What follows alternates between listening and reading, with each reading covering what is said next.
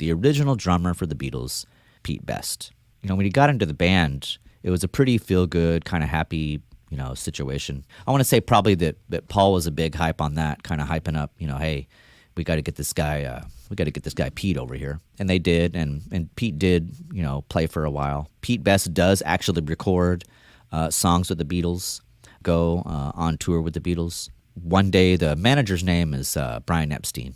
Brian, as the manager of the Beatles, has the tough job of asking Pete Best to come to the office one day and says, hey, I got some bad news for you. The guys want you out, and they want Ringo in. And, there wasn't much more conversation than that. The Beatles are touring, they're doing gigs, they're recording.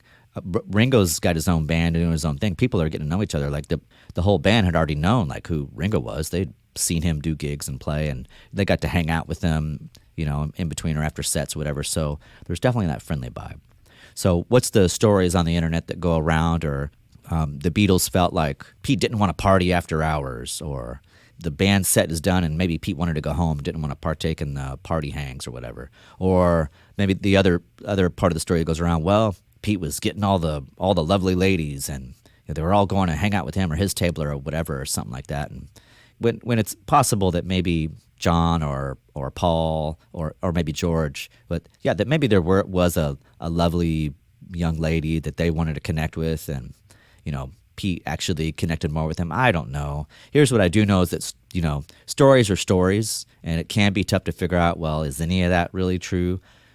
Yeah, that's hard to know, but there are some stories that you might run into.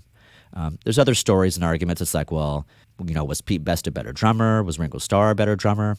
For me, I don't really think about better. I just think about different.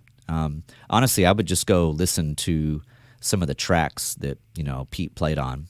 I could tell you what I think, but really what I think is it's kind of up to you. I mean, I think they're different.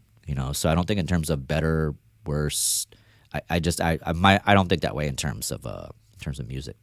Isn't vibe important, in all walks of life and all periods? And I would say yes. I mean, you could be the best drummer in the world, but if it doesn't fit good with the other members, they have every right to say, yeah, we want him out of here. We want this other guy. Look, we're talking around. This is 1962. The Beatles bring Ringo over. Ringo gets that Beatles-style haircut. Ringo shaves his beard, and he says goodbye to Rory Storm. And you have John, Paul, George, Ringo. You got Brian Epstein, who becomes their manager, and George Martin, EMI Parlophone, who signs them. In September of 1962, you got the Beatles recorded Love Me Do and P.S. I Love You. The Beatles really lead the British invasion to the United States of America. And, when they're playing lands and they're about to go on the Ed Sullivan Show for the first time, it's like it must have been a pretty wild airport scenario. You can watch the Ed Sullivan Show with the Beatles, and it's just so much screaming and excitement and just energy of the awesomeness of it's like the Beatles were a hit before they got off the airplane, basically, in the United States of America. They lead, this whole British invasion. If we take a look at Yesterday by the Beatles, Paul McCartney, Paul does lose his mom. He's 14 years old.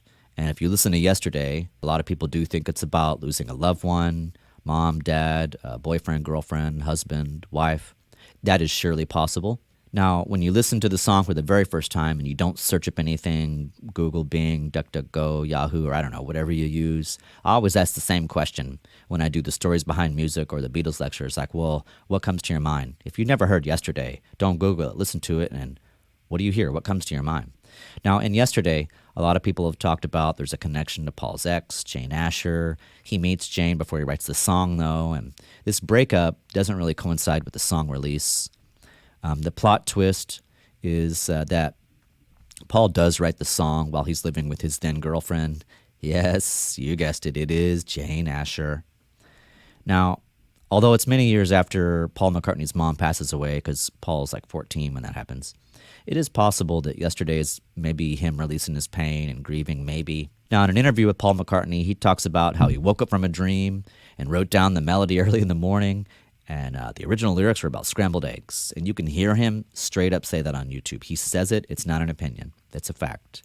Well, we also know for sure that it's his song. He was worried about, oh my gosh, did I Did I steal this melody? Did I hear it somewhere else and it just popped in my head and now I'm trying to come up with some lyrics? He had to ask people. Paul had to say, hey, do you know this? Is this really mine? It's one of those kind of things.